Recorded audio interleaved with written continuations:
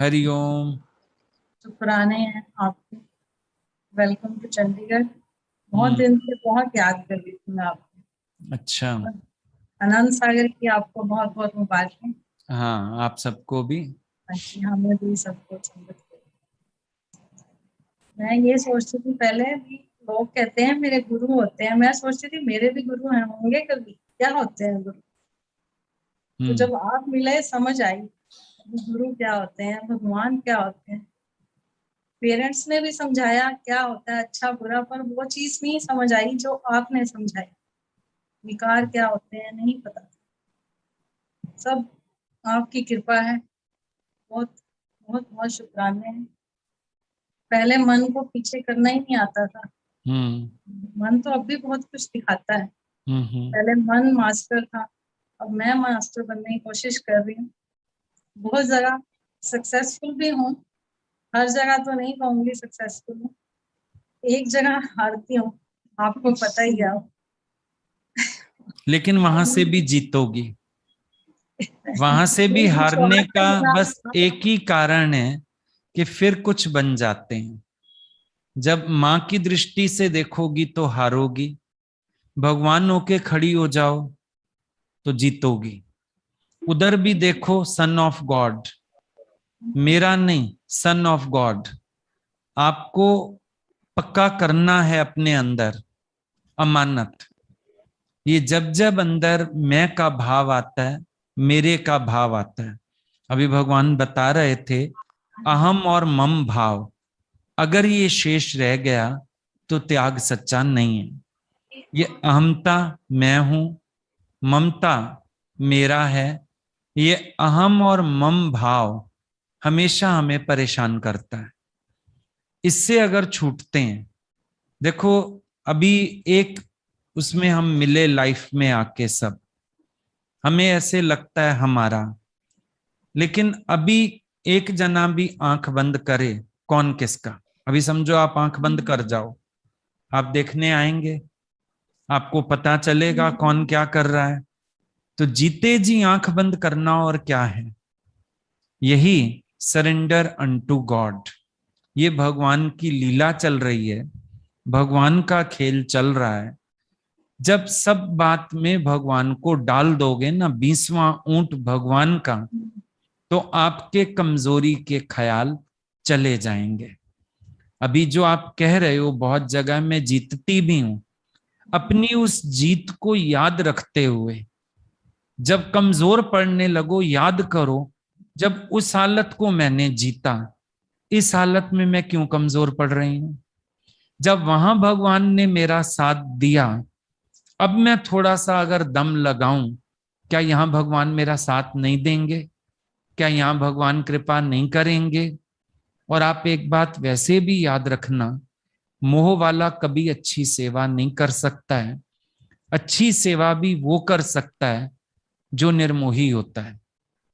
हम अपने घर के पेशेंट के साथ बैठे रहते हैं, थकते हैं, नर्स 100 पेशेंट देखती है, उसके बाद जाके घर का काम भी करती है। आप हॉस्पिटल से आ रहे हो, आपको कोई मिलेगा, आपका चेहरा देख के ही कह देगा क्या बात, परेशान लग रहे हो, थके लग रहे हो। और नर्स जॉब से आती है कितनी खिली हुई, अपने बच्चों को प्यार करती है, पढ़ाती है, घर की सेवा करती है। तो आपको तो भगवान ने एक निमित्त नर्स चुना है, आप अपनी सेवा कर रहे हो, इतना सा ही तो काम है। वो जो इमोशनली हम अटैचमेंट्स कर लेते हैं, वो फिर हमको वीक बनाते हैं। इमोशनली अटैच नहीं होना है, यही डिटैचमेंट ही तो ज्ञान है। जहां जहां सगल के मद सगल तय उदास, वो चीज पक्की होती जाएगी, कमजोरियां सारी चली जाएंगी। कभी अपने से हिम्मत ना बन पड़े। वैसे दादाजी की मना है कि प्रेयर्स नहीं करो, लेकिन कभी अगर आपको जरूरत पड़े, आप ऐसी प्रेयर जरूर कर सकते हो कि परमात्मा मेरे को हिम्मत दो, मैं इस स्थिति से ऊंचा उठूं। परमात्मा मेरे को हिम्मत दो, मैं इन विचारों से खाली हो सकूं। परमात्मा मेरे को हिम्मत दो, मैं अपनी ममत्व बुद्धि को जीत सकूं, आपको प्रकट कर सकूं। ऐसी भावना करके आप और स्ट्रांग हो जाएंगे। अभ्यास में रहिए, अपने साथ थोड़ी सी मेहनत करिए, जरूर सफल हो जाएंगे। ठीक है? हाँ जी। हाँ शारदा जी।